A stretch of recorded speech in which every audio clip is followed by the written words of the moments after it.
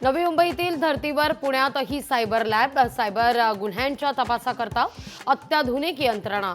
Police आयुक्त अमितेश कुमार गृह विभागाला पाठवणार प्रस्ताव। अमरनाथमध्ये महावितरण कर्मचाऱ्यांचं काम बंद आंदोलन। उल्हासनगरमध्ये महावितरणाच्या कर्मचाऱ्याला झालेल्या मारहाणीचा निषेध, कर्मचाऱ्यावर विनयभंगाचा गुन्हा दाखल झाल्यानं संताप। ओला आणि उबर कंपन्यांना केंद्र सरकारची नोटीस, अँड्रॉइड आणि आयफोन धारकांना भाड्यात तफावत।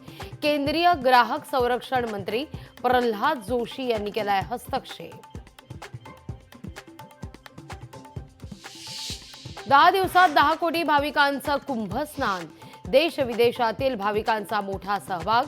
यापूर्वी संक्रांतीच्या दिवशी सर्वाधिक म्हणजे 3.25 कोटी भाविकांनी केलं होतं स्नान।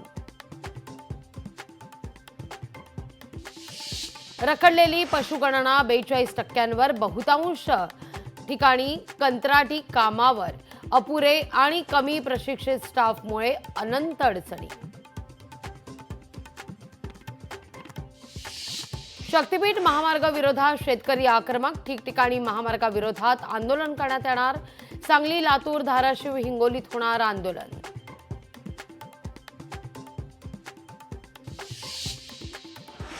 वर्धा जिल्ह्यात महिलांकरता महाराष्ट्र कुस्ती स्पर्धेचं आयोजन। स्पर्धेत राज्यातील महिला कुस्तीपटू होणार सहभागी।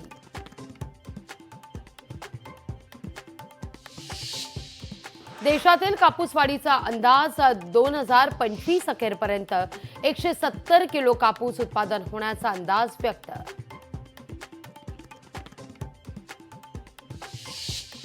मागील 2 दिवसांपासून मुंबईच्या किमान तापमानात घट, पहाटे किंचित गारवा, हवामान विभागानं वर्तवलाय अंदाज।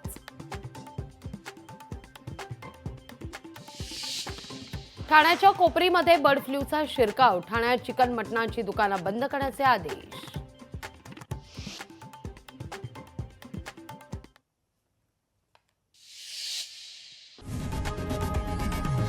लोकशाही मराठी ऐका, पहा, जागरूक रहा।